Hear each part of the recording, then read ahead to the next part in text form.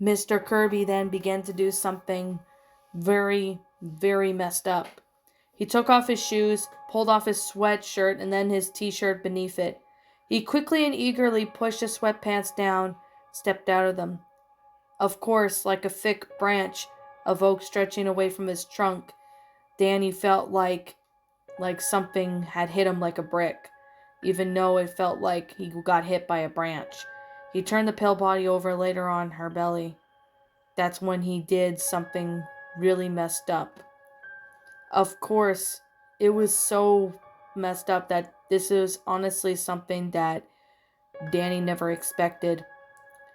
As he flicked a lot of stuff going on, that's when more things started to happen. Danny felt sick as he watched what was happening. The room slowly began to rotate, his guts clenched. His eyes watered out from his mouth as filled with coppery and tasty drool. Seeing that this much was different than reading about it, he felt the urge to vomit. He watched it with difficulty as Mr. Kirby did more messed up stuff. Huff. He watched as he tilted his head back and doing the unthinkable and really messed up. Of course, all he could do was watch until Mr. Kirby began to violently do what anybody would do. It was messed up, so he didn't want to say anything. Danny's stomach then heaved violently. He was definitely going to be sick, pushing himself away from his desk as he ran to the bathroom and wrenched to the toilet. Eyes dipping water, a cool sheen of sweat breaking out of him as his half-disgusted lunch spilled into the toilet bowl. Kneeling at the fluffy bath mat, forehead resting on the cool porcelain, struggling for breath, he wondered what the hell he had been thinking. What could he have done he could be seeing? He had risked so much, spent his life savings, all for this disgusting and awful sight that only had hurt his brain and turned his stomach. He wanted to cry. He wondered that if he'd be able to forget that awful sight within the girl's thin legs, her face pressed into the ground, Mr. Kirby's bulky body, the being violated against her. "Danny," his mother called up to him from downstairs. "Are you all right up there, honey?" "Fine, Mom." Jesus, he thought the computer was still on. His door was wide open. He rose shakily to his feet, taking off his glasses as he wiped his eyes with his sleeve, flushed the toilet, darted back to his room. He pushed his glasses onto his face and shut the door behind him, his mouth burning with the foul and acrid taste of vomit and bile. On the screen, Mr. Kirby was still doing what he was doing.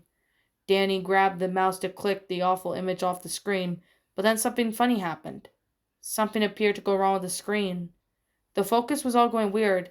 Mr. Kirby's arms and back were going blurry. Danny squinted, looked closer at the screen, and saw that it wasn't focused what appeared to be hair curling, spreading up over his shoulders, down to his massive arms. This is something dramatic happened, and Danny was frozen as a statue. Mr. Kirby thrust his head back so far it appeared as his neck had snapped. His mouth, impossibly wide, a black chasm growing in his face. The structure of his head completely changed.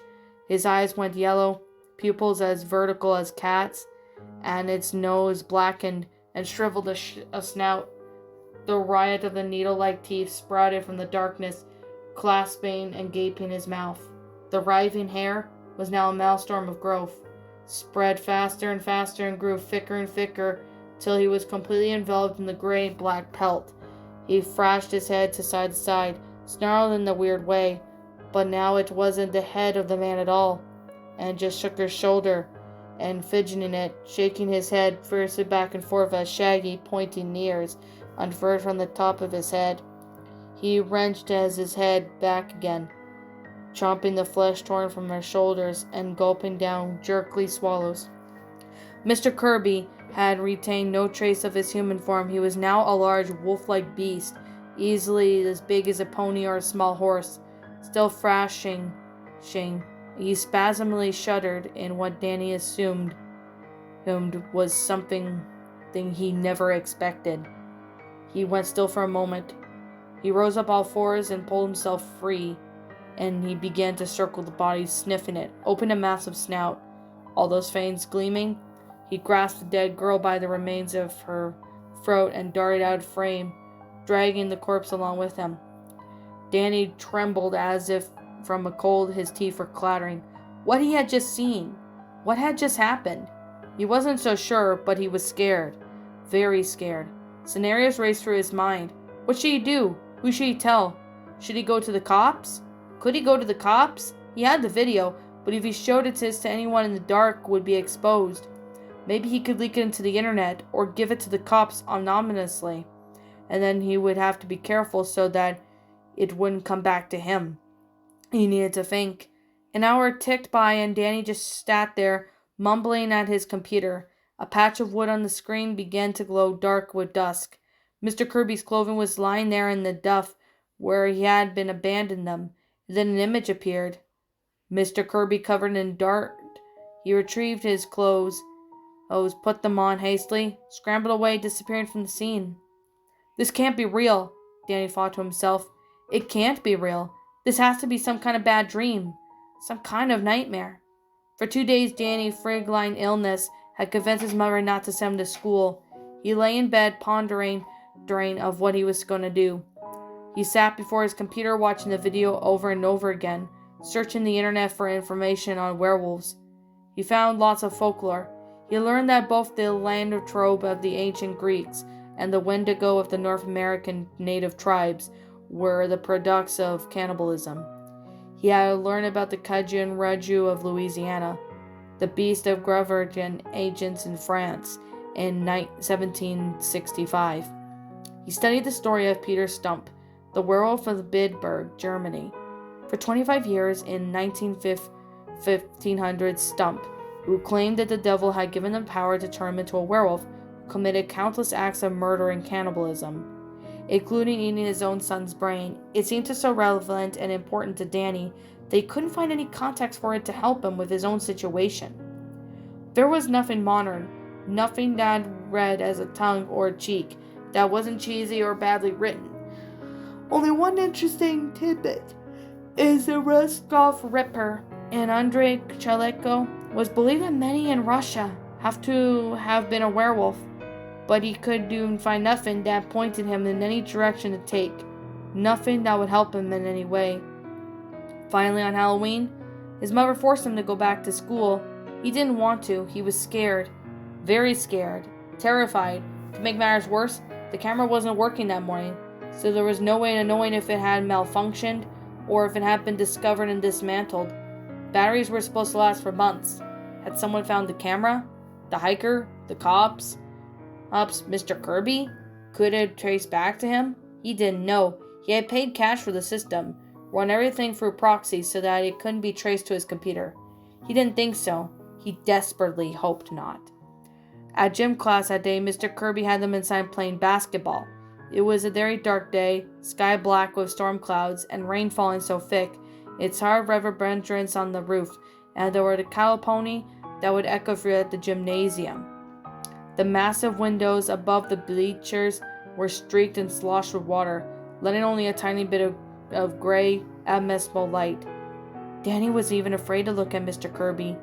He just kept thinking of the way he savagely thrown his head back as it appeared that his neck had snapped before a snout sprouted out from his face, full of sharp, glistening teeth.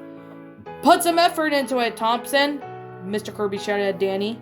Danny lowered his eyes and ducked behind another player, hiding a reflexive action. He couldn't help it, but even though he knew what he was doing. "Damn it! Thompson, what the hell are you doing? Get in my office right now! Come on, I want to talk to you." Danny's first reflex was simply to run, to hightail right out of there of the high open doors, to run as fast as he could. To where? He didn't know. Then a rational inner part of him said, play it cool, and he hesitantly went to Mr. Kirby's office. A nagging voice in the back of his head asking, does he know? Could he possibly know? Mr. Kirby shut the door and turned to Danny. "What's up with you, Mr. Thompson?" he asked as Danny could only see his canines flashing in the dark recess of mouth like flashbulbs. You think you're so smart, don't you? Danny looked at his massive arms, speechless and terrified, remembering how the hair that had curled and whirled back into a thick pellet. Well, guess what, son? You can't even run a mile. Can't even walk. Get up to your head up. You need to get in shape, boy. Now, I'm not saying this to be an asshole. I know you're a year younger than the rest of those assholes out there. I'm doing this because I like you. You've got a future. You're different from all the rest of the other jerks. And when you get out of into the real world, you're going to have to deal with tough guys like me. Tougher than me, real sharks, the CEOs, business executives. I just want you to be prepared, okay? His eyes softened as his lips spread into a genuine smile. He really meant it. He reached out and handed Jocelyn Danny's hair reflectively. Danny nodded. Easy, Thompson. I don't bite. Now go out there and put a little effort into it.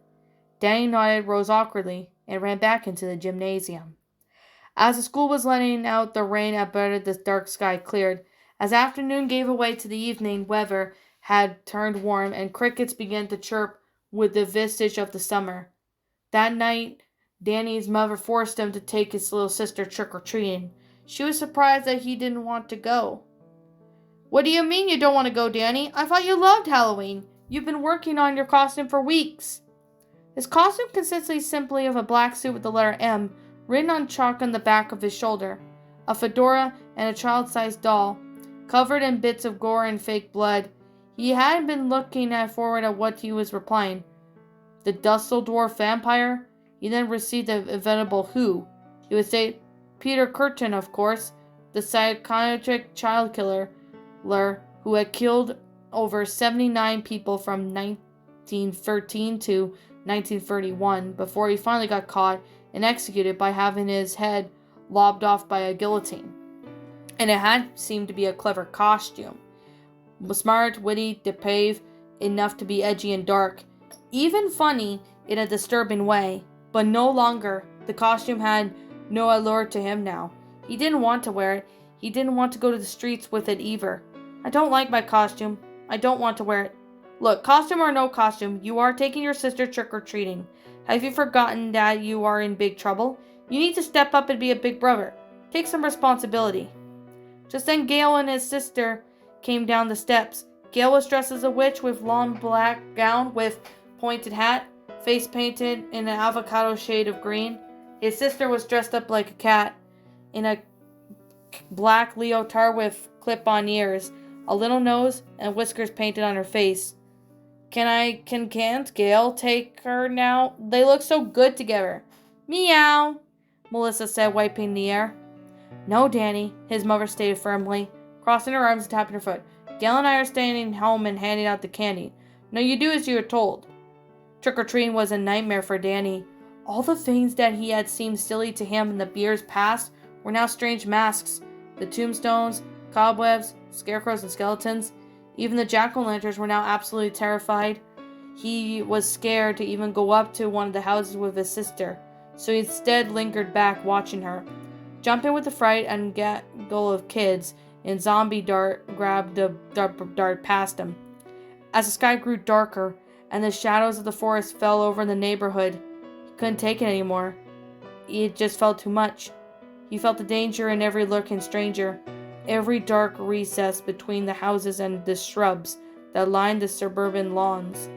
He decided right then and there he was gonna come clean. First to his mom, and then he was going to tell her everything.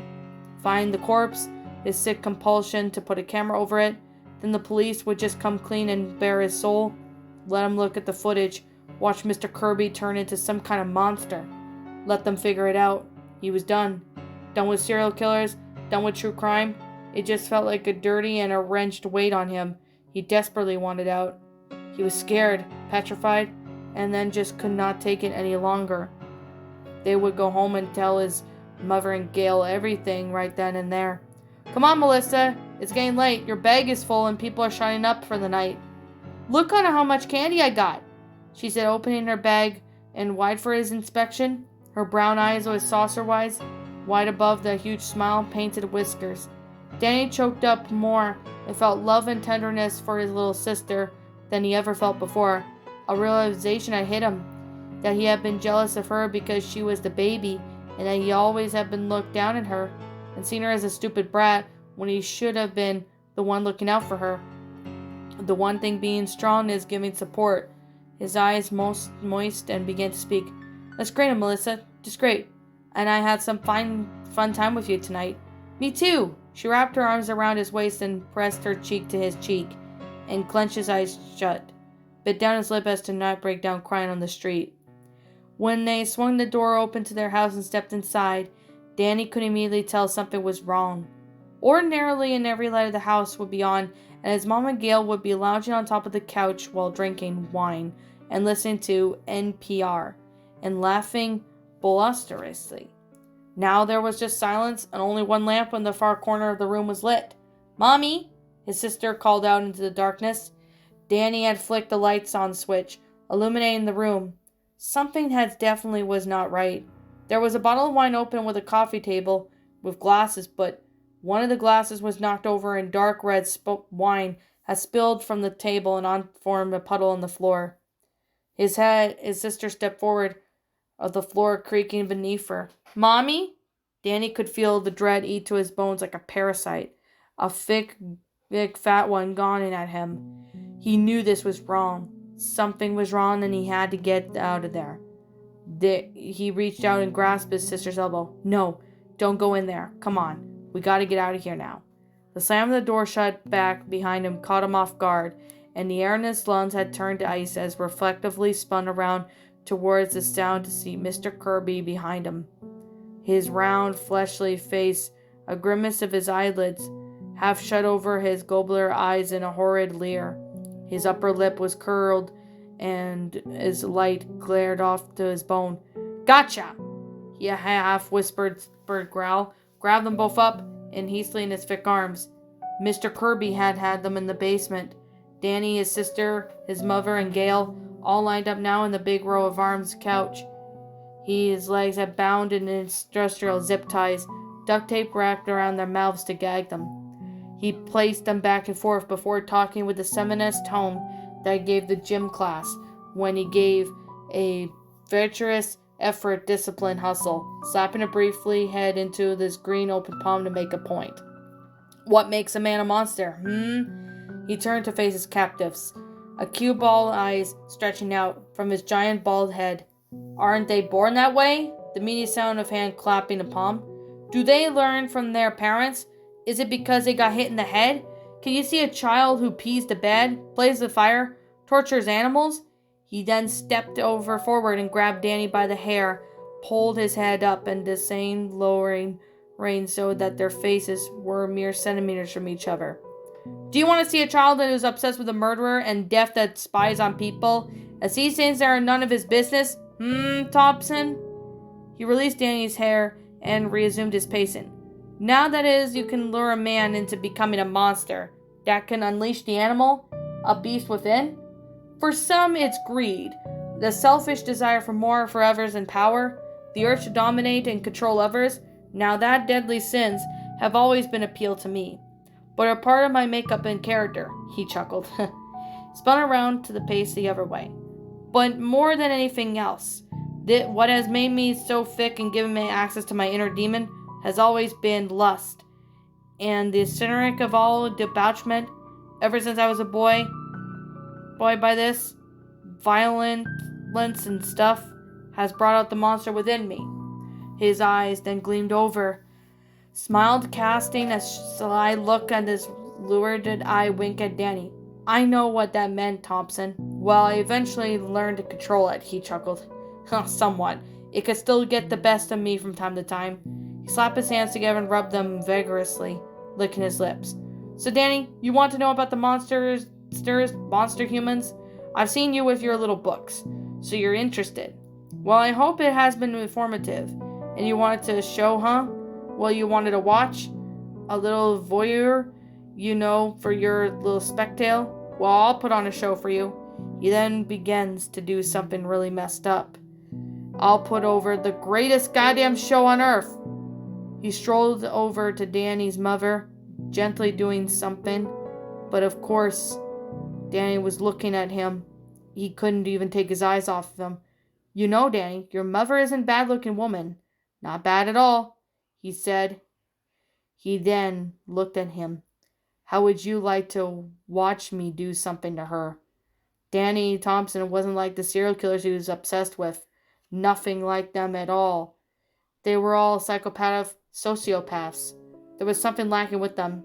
Something wrong with their minds. They had no feelings for other human beings. No empathy, no sympathy, and no remorse. They couldn't feel compassion or love, or fear like an even normal human being. And right, Danny felt many, many things.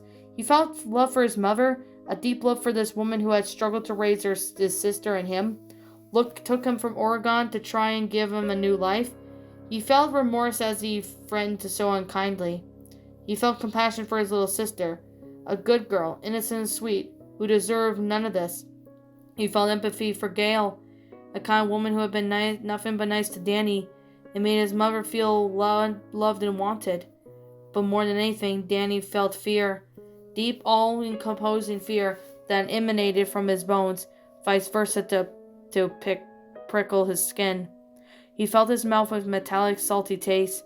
What shook him so close to the core was that he twitched and trembled violently as he watched Mr. Kirby done something really messed up. And that's when his mouth was filled with fangs and thick gray-brown hair began to spread out from his skin. Hustle, hustle, hustle!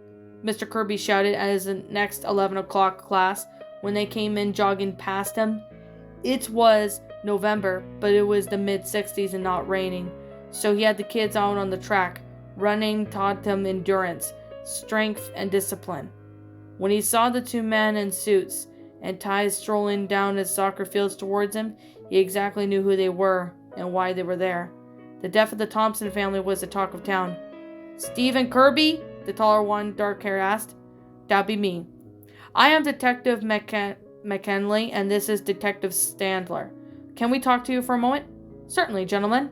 He put his whole whistle to his lips and gave a long broadcast shrill of the noise, assaulting everyone by clasping his massive hands together. All right, locker room, let's go, everyone. The detectives grinned at each other, and Standler leaned forward and whispered conspiracy into McKinley's ear. I always fucking hated gym class. McKinley grinned and mumbled back, ditto, as they followed Kirby back into the building to his office. So what can I help you guys with? Mr. Kirby asked, as he sat down at his desk. I am assuming this is about the Thompson incident. The detectives then grew each other a sideways glance before McKinley asked, So you were Danny's gym teacher? Yeah, that's right. Well, are you aware of what happened? Not the details. I know they were attacked by an animal or something on Halloween. That's right. The wounds are consistent with an animal attack, and the DNA from the hair, saliva, and even oddly enough, we've never seen anything like this with an animal attack. There was some sort of, well, you get the answer. We're from some kind of canine, a wolf of sorts. But there hasn't been a wolf in California in over 90 years. And even then, this happens to be some kind of parasitic wolf that is supposedly extinct. Kirby stared at them with dumbfounded expressions. Mouth agape, eyes were widened for wonder. I don't get it. I thought it was some kind of bear or mountain lion. That might have been a mountain lion attacks here before. Yes, there has. Several as a matter of fact, but never in a victim's home. Well, I've heard of bear attacks like that. Bear gets in the trash, mauls a dog and any human that gets in its way. The detective glanced at each other. Yes, it does happen here in HumboldtLycanthrope, but this case is different from a robbery that took place. What? I haven't heard of that. Yes, the boy's room was definitely rummaged through enough, and it seems that his computer was taken. Actually, every computer in the house was taken, so we were unable to uncover any cell phones or his mother's iPad. Oh, well, that's freaking crazy, guys. I don't know what to say. What we were wondering is that you had to say about this. And Detective Standler placed his leather briefcase on the desk. Clicking it open with his thumbs, he retrieved a thick plastic bag containing a spiral round book and notebook. He looked at Kirby instinctively and pulled it out from the bag, fumbled through it, and set it before him. On the page ran over the sentence, Kirby is the wolf. Kirby is the wolf. Mr. Kirby then squinted at the page, shaking the big round dome of his bald head, puckered his lips, and gazed sheepishly at the detectives. Honestly, I'm not even surprised he'd say something like that about me. The kid hated me. I tried to push him. He was smaller than the rest and slower. I thought if I could just motivate him, it would help him in life. Toughen him up a bit. Let's face it, guys, it's a tough world out there, he then said. His he blew air through his puckered lips, and then looked back up at the detectives with eyebrows arched against the earnest to set to his eyes.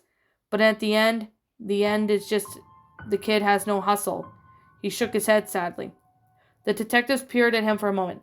McKinley then with his hands on his hips, Stantler adjusting to his tie, and there was uneasy quiet amongst them. Kirby then stared right back at the thoughtful but pathetic expression before McKinley finally broke the silence. All right, he replied, laying on his business card on his desk. White Sandler scooped up the notebook, placing it back in his briefcase.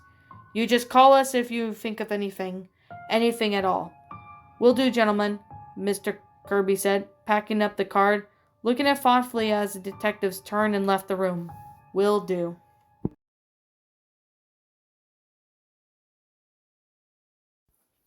Well, that was definitely something, I'm not gonna lie. And that, my pretties, was definitely The Gym Teacher. A creepypasta written by Lycanthrope. I think that's how you pronounce the author's name. I don't really know, but maybe somebody can let me know that in the comments section. My final thoughts on this story. Well, I'm gonna be honest with this. This one was definitely disturbing. I'm not gonna lie. This one was definitely one of the most disturbing creepypastas I've ever seen. I mean, it's not Sweet Apple Massacre bad or anything like that, but this one kind of made me just think to myself, oh, what the hell was this? That's honestly what I was like when I read this story. I've actually have heard of this story from a few narrators on YouTube that have basically read this story. I did hear this story from Mr. Creep's channel, the Creepy Ghost Stories channel, and even Dr. Creepin. This story was definitely really disturbing. It's kind of weird how the gym teacher turns into, like, I don't know, a werewolf, and he goes ahead and violates people in many ways. And yeah, I had to censor like a good chunk of the story because it does involve NSFW details and involves not safe for work stuff. So I had to censor a good chunk of it because some of this stuff, if I were to say it, would either get any of the parts of the story age restricted, or with that, I mean, if it's not age restricted, there could be a chance YouTube could take the videos down because of how graphic some of this parts is. And I did have to censor a good chunk of it because, yeah, YouTube's not ad friendly with some of the stuff that is in this story. But I could definitely say this story was definitely a really disturbing one. I mean, I've not read a disturbing story in a while. I think the last time I narrated a disturbing story must have been maybe months ago. I can't remember, actually. I've stumbled across stories that are disturbing and messed up, and yeah, I mean, this story was definitely... I could definitely say there's some good points of it, but I really didn't care for this story too much. I mean, it was very disturbing, and honestly, the NSFW stuff, like, not safe for work stuff, I'm not going to go into too much details, but the gym teacher turns into a werewolf and does some very disgusting stuff. So, yeah, I mean, I did not go into detail in some parts of the story. I ended up skipping parts of it because, yeah, it was too disturbing. And before any of you guys ask, I'm not going to link this story. I will not link this story in the description because here's the thing. It's way too disturbing. And there's what I mean by that is there's too much NSFW stuff. And yeah, I mean, the story is on the regular Creepypasta Wiki. I don't recommend you guys read it. So there's definitely that. I could definitely say this is honestly one of the most disturbing stories I've seen in a long time. But yeah, guys, please do not ask me to link the story in the description because I don't plan to. And yeah, honestly, I did not like this story too much.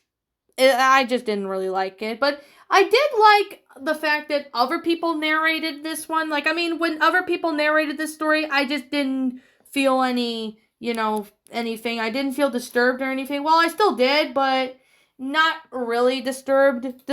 But now that I'm going ahead and reading it, I feel, really different compared to what other people did when they narrated. So, oh boy, this story definitely was something.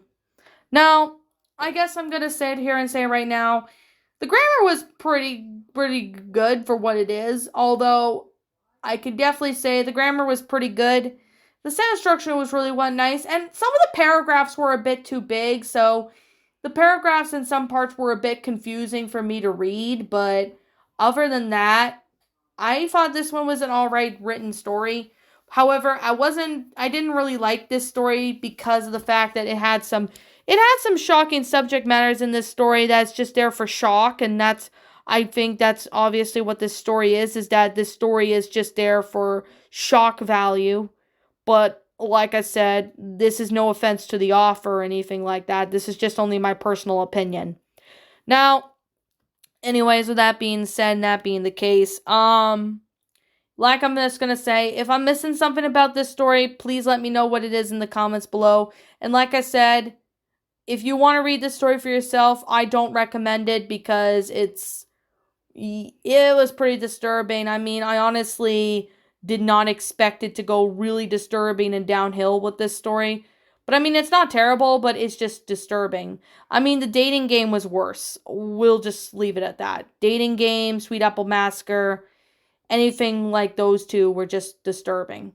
This one was just one of the most disturbing stories I've ever came across in a long time. I mean, I haven't read a disturbing story in a while. I mean, I've read some cringy ones, but this one was just more disturbing. Like, I'm just going to say this is just simply my own personal opinion. If you disagree with me, that's fine too. I'm going to give this one a 4 out of 10. I'm only giving it a 4 out of 10 because of the shocking subject matters that were thrown into the story, the disturbing imagery, and the disturbing, stuff that was said in the story. Like, what I mean by said is, like, written in the story, and I did have to censor a good chunk of it because it was really disturbing, and I just didn't want to read it. So, anyways, and there was also a couple paragraphs, like couple sentences I did not even read because it was just too much. So anyways, what did you guys personally think of this story? Let me know what you guys think in the comments below. I'm the Lion Queen. I want to thank you so much for watching today's video, and if you're new to my channel, be sure to leave a like, comment, and subscribe if you're new. Ring the bell for notifications to when I upload, so that way you guys will not miss an upload. And as always, I will say right now that if you want to go check out my, DeviantArt page, link to that will be in the About page section. If you guys want to go check out my Twitter account, link to that will be in my About page section, so you guys can go check that out. Also, if you want to go ahead and check out and subscribe to my backup channel known as Miss Dark Shigo, link to that will also be in the About page section. And as always, I'll be seeing you guys all in the next video. All of those will be linked in the About page section of my channel, so you guys will see it. So, I guess with that being said and that being the case, I will be seeing you guys all in the next video. Peace out, and like always, please roll the outro because I'm out.